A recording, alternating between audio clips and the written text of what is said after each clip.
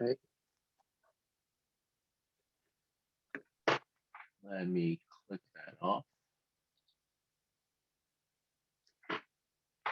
Hi, everyone. I am Raymond Lee. I am a curator for WormBase and working at Caltech in Southern California.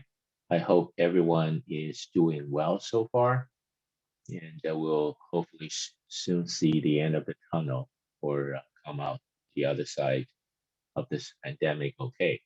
Now, today I would like to spend some time talking about the gene function annotation at WormBase, and particularly focusing on some graphical presentations we have to show you these annotations.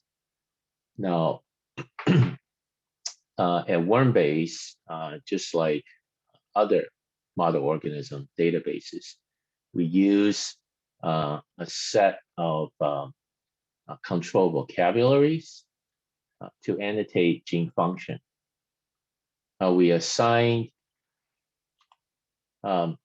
functions primarily using 5 different ontologies. We use a gene ontology for biological process, cellular component, and molecular function of genes.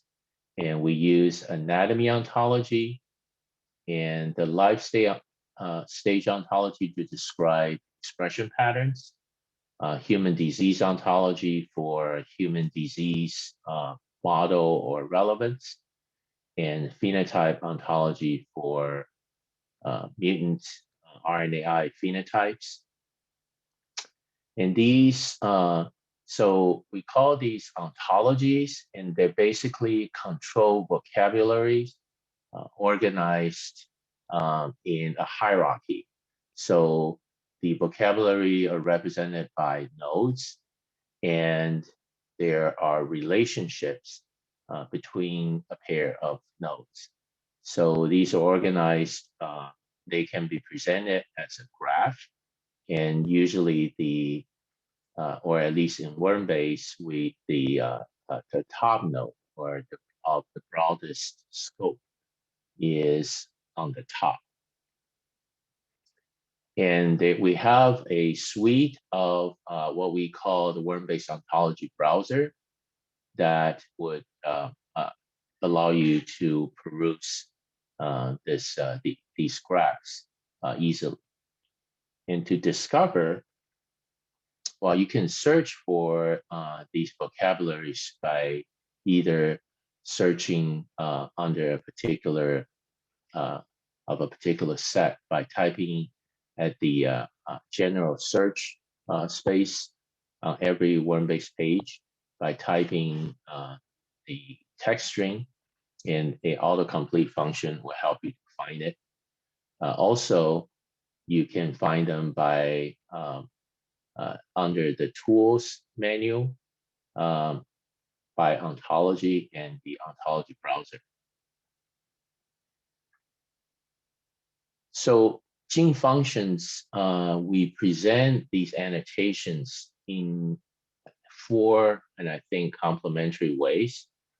The first is a table or a list, and we also have concise descriptions. And we have 2 graphical presentations, if you will, for gene ontology specifically right now, a ribbon type of view. And then we have what we call a sober graph, which using a graph to represent or to show the annotations. Then I'll go into some more detail in the following slides. So here's an example of a gene ontology annotation for Light 23 to illustrate what the table list view is like. So each row in this list shows details of one annotation. And there is much detail one can go through, and there are hyperlinks that the users can click on to get even more information. And then when concise description, on the other hand, tries to provide a succinct summary of the most relevant annotations, including sequence ontology, a gene's role in biological process, molecular function, and subcellular localization, the gene's expression, and the human disease relevance. And all of this is trying to is presented in a single paragraph. And sometimes it is difficult to make this type of high-level summary into a complete story of what the gene does. Then these one type of graphical presentation is so-called ribbon. And for the gene ontology annotations, we provide this ribbon graph.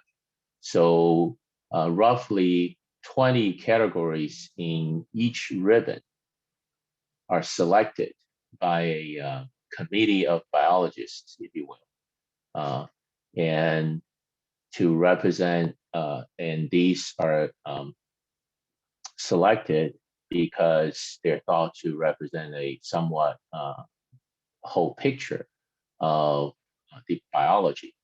And the darker the shading in the box represents more annotations. And if you mouse over in a interactive window, when you mouse over, you will get a bit more information, which is now represented here in a static view. And then we have another graphical representation that we call the sober graph.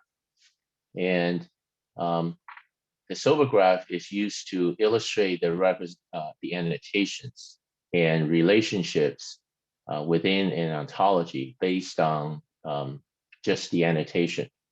So the red circles represent direct annotations for a particular vocabulary, whereas blue circles or blue circle terms, they carry inferred annotations, and the direction of annotations are represented by these arrows. The direction of inference is represented by these arrows. So I forgot to mention that in the ontology, that the relationships between nodes allow us to make inferences. So annotations that annotated to a more restricted vocabulary or term or node represented in a graph can be propagated to a broader term. In the graph, the broader terms are are up top or up closer to the root. And in this graph, the sum of the so-called inferred annotations or nodes and some relationships are trimmed to simplify to make the graph simpler and easier to read. And we believe this level of trimming is not likely to reduce the comprehension. And here is a shaded node that represents a node that we also refer to as slim term. These are the terms that are also found in the gold ribbon that you just saw earlier. So from this default quote-unquote complete graph, we can make further restrictions and simplifications. So for example, We can choose to see just the biological process aspect of gene ontology. And furthermore, from there, we could choose to see only the experimental evidence that and types of annotations. And we can reduce the depth of this hierarchy as it will reduce the complexity of the graph and may help the comprehension by focusing on broader aspects only. And here I choose to reduce the graph depth to 3 levels only.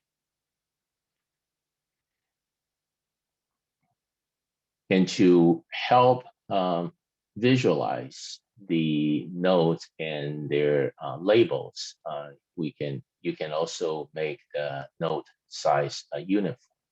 Otherwise, in the original or default graph, the node, the size of the node is proportional to the amount of annotations that it carries.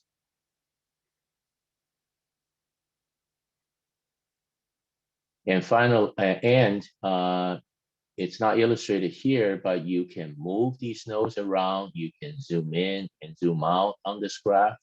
And once you get a graph that you like, you could save the image as a PNG file.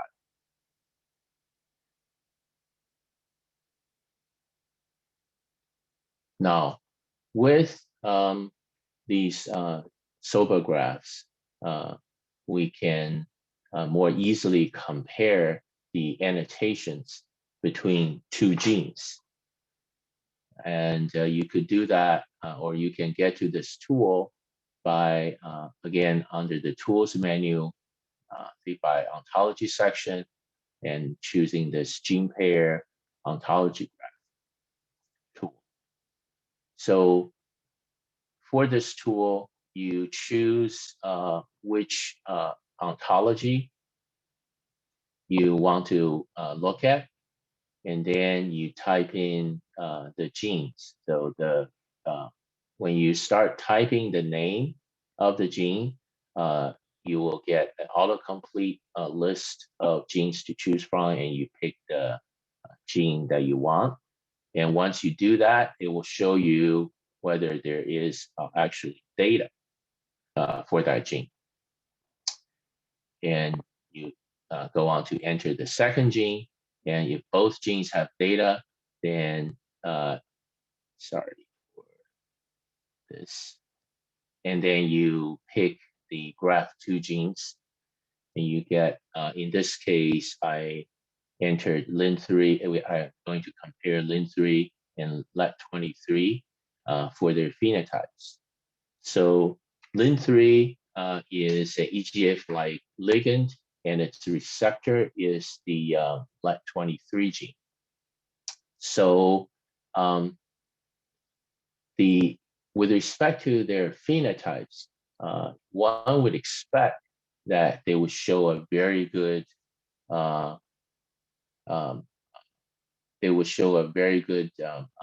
overlap. And for the most part, that is the case, as indicated by nodes that have both colors, the blue and red. However, notably, there are also some nodes that are of a single color. So let's zoom in this area and see what's going on. So here we're looking at the organism behavior variant phenotype, and we can see Lin3 and 23 both affect egg laying. However, there's some that are still some specific to Lin3 and some specific to Let23. And if we look at this phenotype, the so-called quiescence variant, and clicking on that, we see that this node contains 2 RNAi annotations and variation. of lead-23 only. And it turns out that we look into the literature that these phenotypes of lead-23 were mostly observed in the context of Lin3 overexpression using a heat shock promoter, and which induces a sort of a sleep-like state of the worm. Now, because we don't actually annotate heat shock induced overexpression type of phenotype, and therefore there is actually no Lin3 annotation for this phenotype. And so that's, I think, a sort of artifact of our annotation policies. And so I think these type of gene pair comparisons can be rather interesting to look at. Now, with the all the functional annotations of genes, we now have the ability to do some so-called gene set enrichment analysis. And that is for you, for the users to enter a set of query genes, for example, from an RNA-seq experiment, to see if any gene ontology, phenotype, or tissue terms carry significant enrichment. And this analysis, so we make sort of dictionaries of terms from all the annotations for gene ontology, phenotype, and anatomy. However, we do not, in this dictionary, we make selections of terms that we think are less redundant and represent a good section of the biology. And we do not include all the terms that have annotation. So as of this WS279 release, the current release, the dictionaries include 122 Go terms, 239 phenotype terms, and 300 anatomy terms. So the gene set enrichment analysis, again, can be found under the tools menu.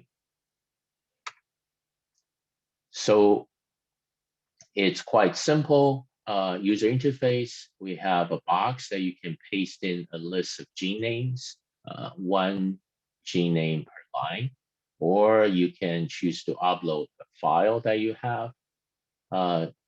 For this illustration, I paste in a list of 353 genes from the Sengen study. It's a single cell RNA-seq type of data.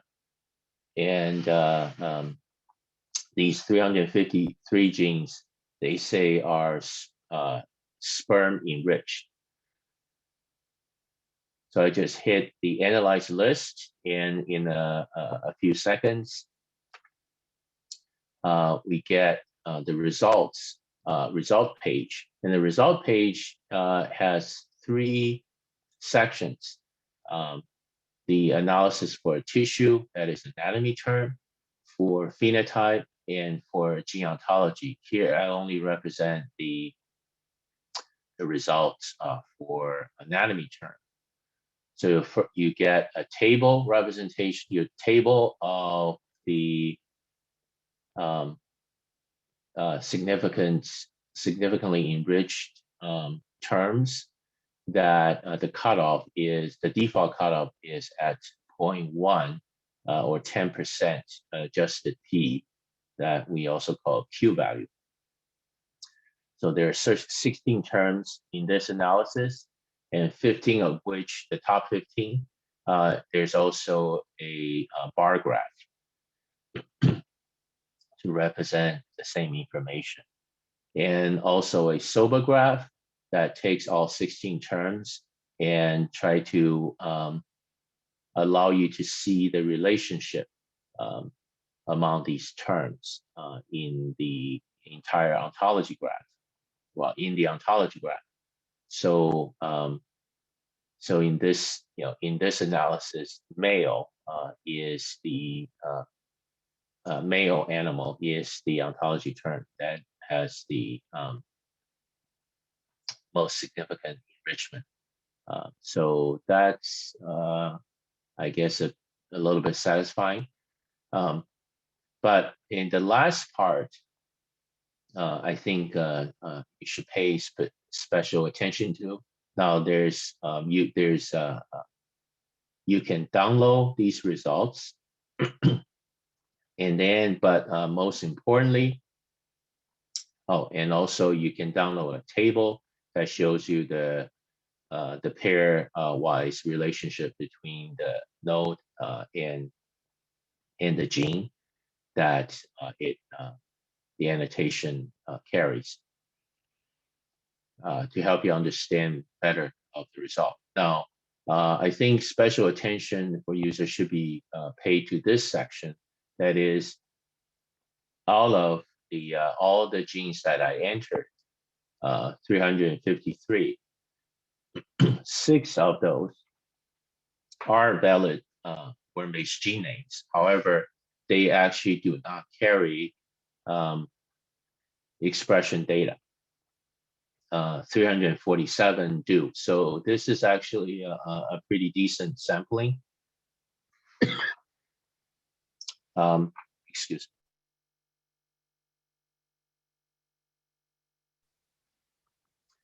In some experiments, that your gene list may actually not have a lot of genes that have data, and so that makes the result less reliable, I think. So this is the end of the presentation I have prepared, and I will be happy to answer any questions that you may have. Thank you. Okay, thank you, Raymond. Thanks, Raymond. That was a very informative webinar. We didn't get any questions into the chat so far, but we certainly are happy to take any questions currently that people have.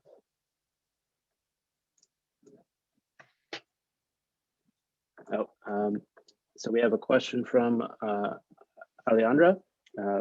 Pardon any pronunciation mangling. So thank you for this presentation. When you compare the annotations of 2 genes, what are the pie chart nodes representing exactly? And is it possible to download those numbers and the annotations as a CSV file? Okay, let me see if I can share my slide and go back.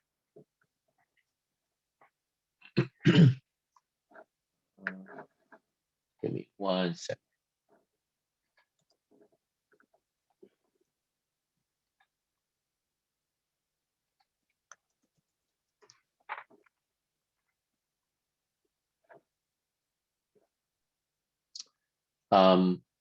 So yeah, so these charts, I don't have the view here, but if you mouse over or click on them, you actually see the numbers. So we have 2.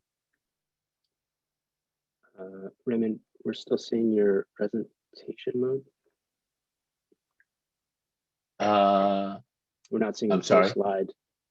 Oh, okay. Notes mostly. Sorry. Okay. Let me pick the wrong one. Nope. Still like that. Can you go in and present without going into speaker presentation mode? Here we go. Sorry about that. Yeah, so There are two, so we have two different views, the so-called absolute count slice. So these slices represent the count, the absolute count of how many annotations are in each node for the two genes. And but we also have a relative count slice, which is shows the relative sort of comparative view, if you will. So, and if you click on them, you will get well, if you mouse over or click on them, you will get the exact numbers. And currently, we don't have a direct way to download the annotations, but if you click through and go into the term page, you could do, from the list view, you can do a search and then get at the exact annotations. So yeah, it is slightly more work involved. I hope they answer your question. I'm not sure if this is what it was, if this would help, but there's no way to directly get the JSON, but you could get the JSON that makes the graph. And from there, you could parse out the percentages, although I'm not sure that's what you would want.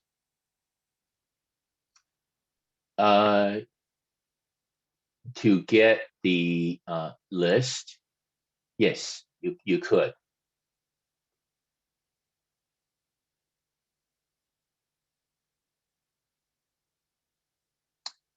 Yeah, if I think if people would find that useful, we could try to work on that. I just for my own clarity on this point, that this answer to Alejandro's questions, you mentioned one option. You said go to the list view, and then what are you referring to there? Oh, maybe I don't know if we can do a live demo. We can try. Okay, so let me stop sharing first. I'll get. Okay.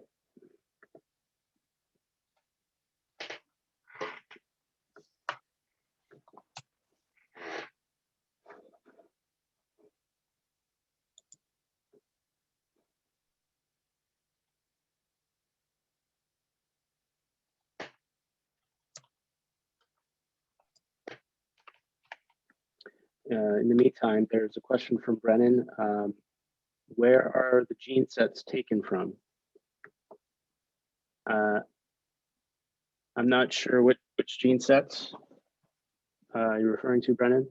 I think it's probably for the enrichment. Yeah, the enrichment that you performed. Yeah. So so for the well, the user would enter a list of genes that they obtained from some study, such as a comparative. Well, like in the case I presented, I took the so-called sperm enriched genes.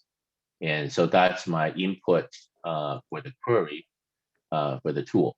Now, for the so-called dictionary, they are the annotations that we collected at WormBase.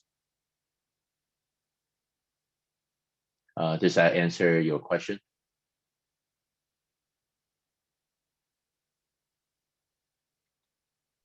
Yes, thank you, Brennan Wrights. Great. Okay, so here, let's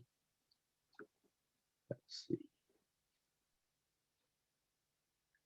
Now, if you mouse over, you see that it shows, well, the, maybe I should click on it. Yeah, that's stable. Now, it shows the numbers. For that node, there's that many link3 annotations, and then much lesser, like 23 annotations.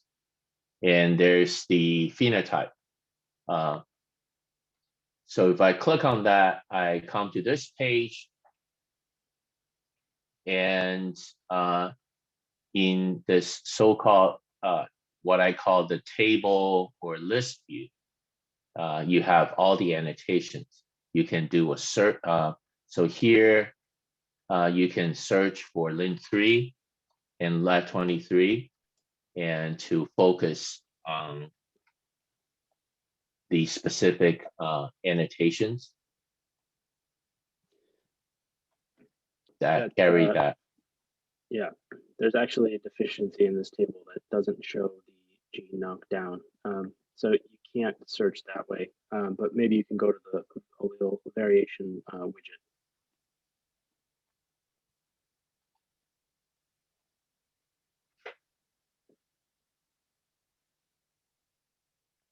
Yes. So this is what you were referring to before, right? Look up Yeah. the annotation counts. Okay. And so the so from this view, you can look at the annotations more detail. Okay, and now you should be able to search Lin3 or Lat23 in the top Yes. table, because the bottom table is unobserved, kind of negative data. Okay. Well, you only want the top table, yeah. The lower table is about not the negative observation. And Is that, maybe you could demonstrate what it looks like to look at the relative count as opposed to absolute count, sure. and maybe just explain again what it means. We have absolute count slices and relative count slices. Yeah, so this relative is showing for each node, the annotation in each node compared to the total for that gene. Mm-hmm. So therefore, the root, since it will carry all the annotations. It's a full pie, if you will. And as you go down to more leafy, go down the hierarchy, you get smaller and smaller slice of the pie highlighted. Okay. We have another question from Alejandra. Could you explain how we can interpret the network representation in the gene set enrichment analysis results page? So I think that's in reference to the SOBA graph view of the Q enrichment, the Q value enrichment. The network. So the graph, the network, if you will, is basically SOBA graph. Let's see.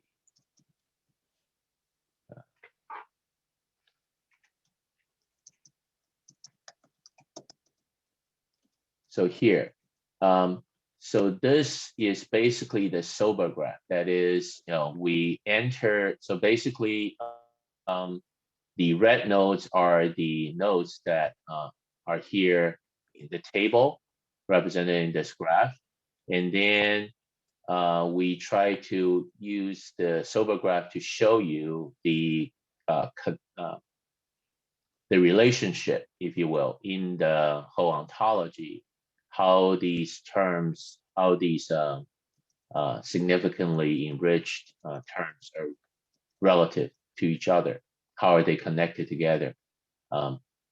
It's difficult for me to zoom in from this view, but basically they're just showing their parentage from this set of nodes and seeing how they are connected together with respect to tissue. Right, and importantly, the size of the node is proportional to the Q value, or the negative log Q value, I guess. That's correct. The size of these red nodes are proportional to the Q value column here, and of the so-called the connecting nodes, if you will, they are sized to the minimal value, if you will, because they were not tested. We do not have the statistics for them, so they're not significantly enriched. Great. We have Alejandro says thank you. We have another question from Amanda. She writes, in the gene set enrichment analysis, I didn't quite understand what is the starting data you should use, only the gene list or another with the p-values from the RNA-seq analysis?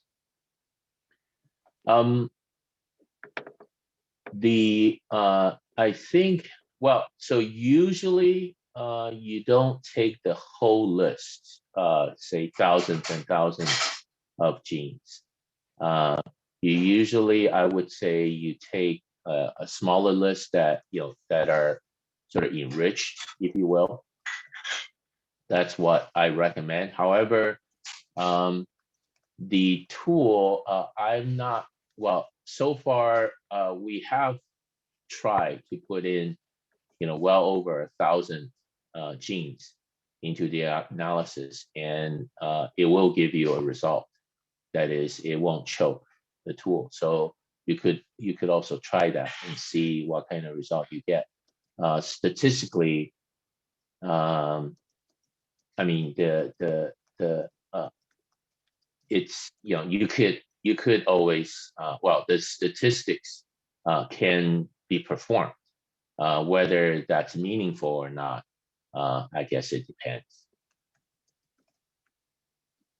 I just also know that sometimes the report page kind of times out when you do the analysis.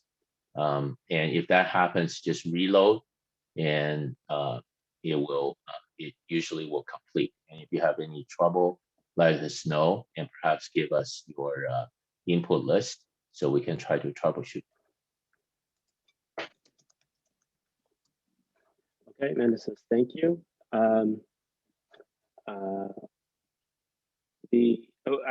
Maybe we could just mention that we don't, the tool doesn't take in p-values, just gene lists, like Raymond said, although there's a tool that Raymond built so that you can reproduce this SOBA graph network view with the Q enrichment value if you paste in the terms and their associated Q values. I don't know if you want to pull that up, Raymond.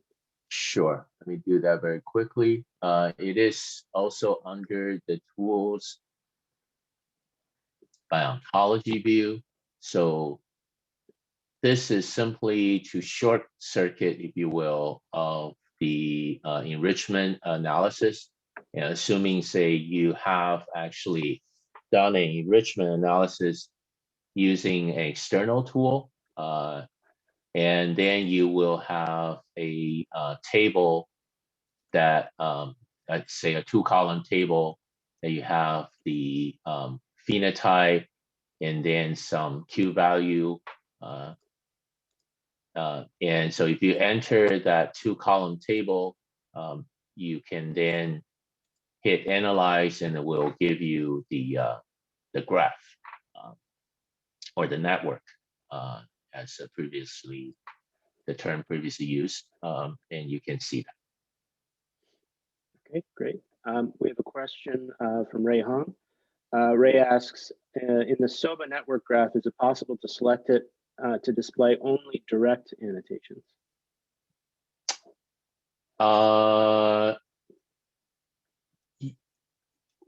No, you cannot. And as a matter of fact, well, we don't have that functionality because if that's all you want to see, you actually don't need a graph. I think for direct annotations, the best way to look at them is through the table or list view. On the gene page, for example. On the gene page, because if you don't want to see the inferred annotation, you basically don't have a graph. All you have is a flat list. of annotations, and you can easily extract that information from the table view, because yeah, does that make Yeah, sense? Or should I I'll go just, to that? yeah, you could go to, Ray says, thanks. To compare orthologs between species, for example, C. elegans versus Pristianca specificus, are there certain considerations we should keep in mind? I don't think, can we actually, does that work, Raymond? Comparing, say, orthologs between species? I haven't even done that myself. Like, so if you do the comparison tool, can you do let 23 from C. elegans and let 23 from Pristiancus? Yes, you can do that with if the species has the annotation. So for example, for Ontology, yes, a lot of species have the annotation. However, so in theory, you could do it. I need to check whether to build that tool that we have available, whether we include it, so what are the species that we include? I don't think we have an exhaustive list because as the number of species increase, we need a beefier backend machine. And so right now, I think we're limited to C. elegans.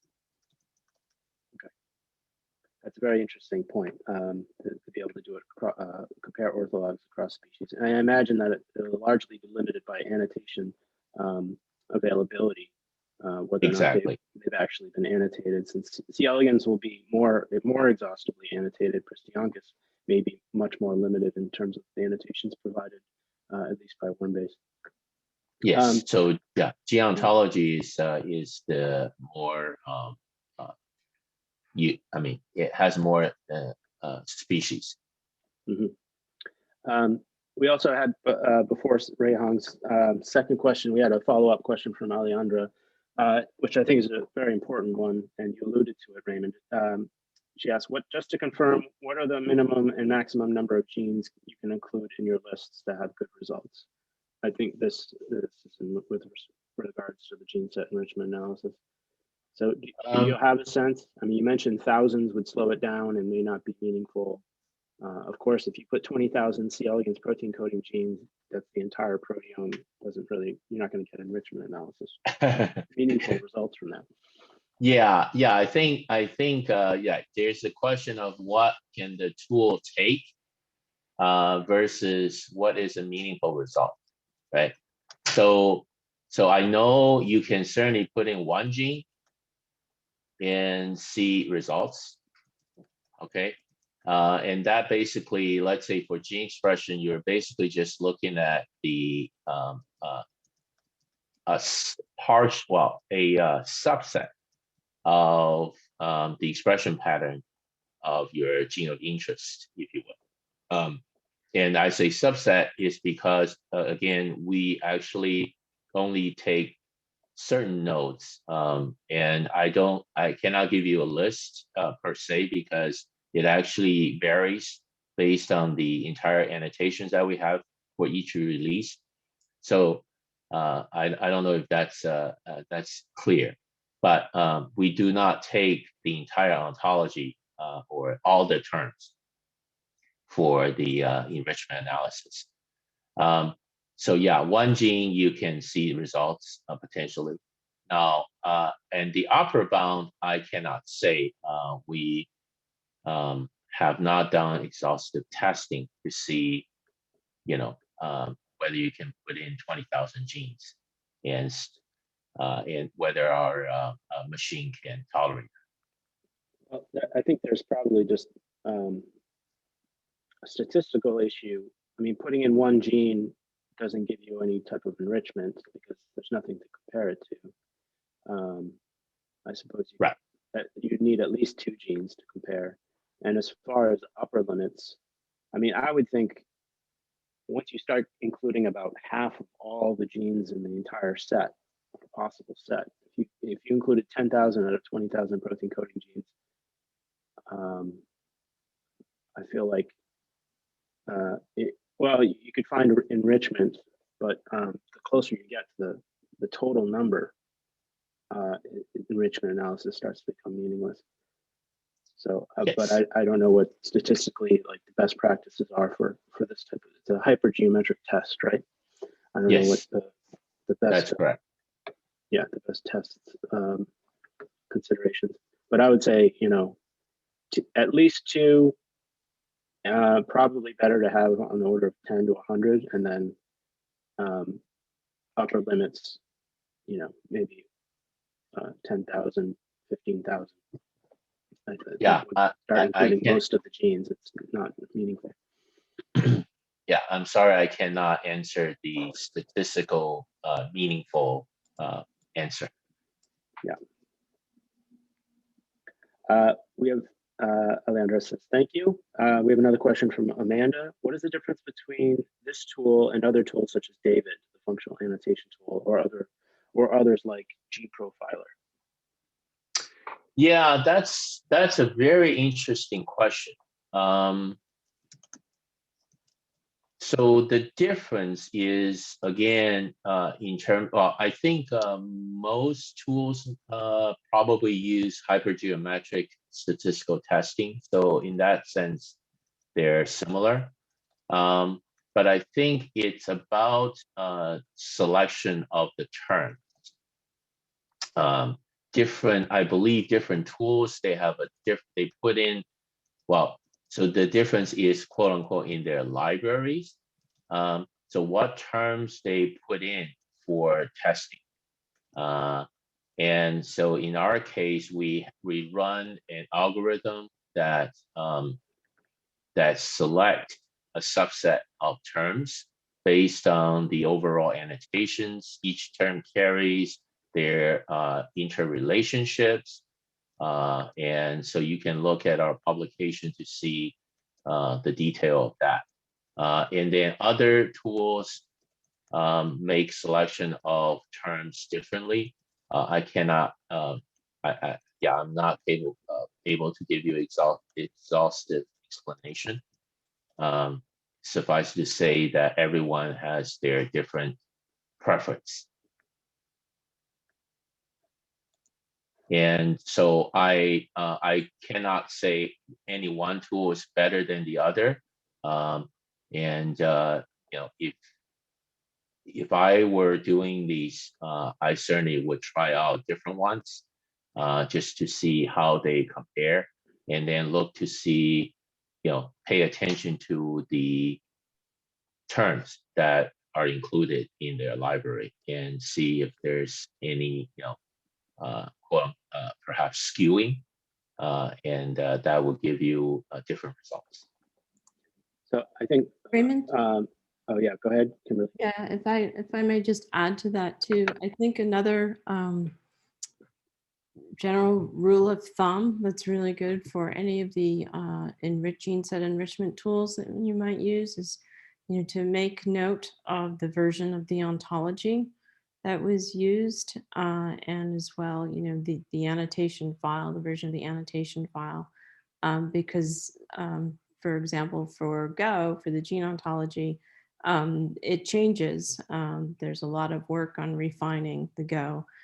So the results that you get can differ based on what version of the ontology the tools use.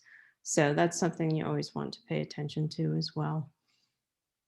Absolutely. Same is WormBase. The dictionary actually change every release. I guess I'm not aware of David doing tissue or phenotype enrichment, right? So you could use David for Go enrichment, and they use also hypergeometric test, which would be the same statistical test we use. But I don't, can anyone correct me if I'm wrong? I don't think David does tissue enrichment analysis or phenotype enrichment analysis. They don't, other than the, I guess, subcellular localization. We're using the cellular component branch of Go, yeah. Mm-hmm. That's true. But there are other C. elegans tools that I believe include tissue. Do you know of any offhand?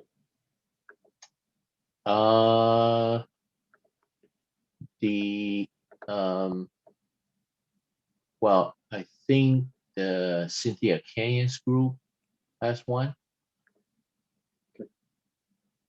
Well, that one is more complicated. I cannot remember offhand. Yeah. Okay. Well, we're approaching the top of the hour. It's about 7 minutes to the hour according to my clock. We don't have any more questions coming in, although we can wait a minute for see if anyone else has any additional questions to write into the chat. Thanks for all the questions, everyone. This has been a very, I think, useful conversation.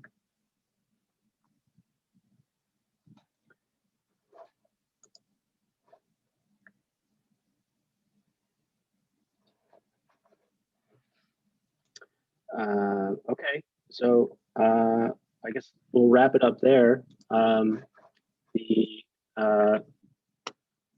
Thank you for attending today's webinar. It's a really great set of questions. We hope you found it informative.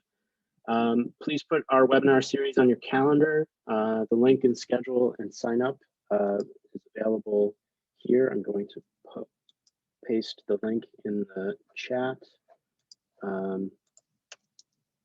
It's wormbase.org/tools/webinar.cgi. If you click on that, you should be able to come back here in a few days and find the slides and the video for this webinar available. The video will be made available on WormBase's YouTube channel, and the slides should be made available for download or online perusal.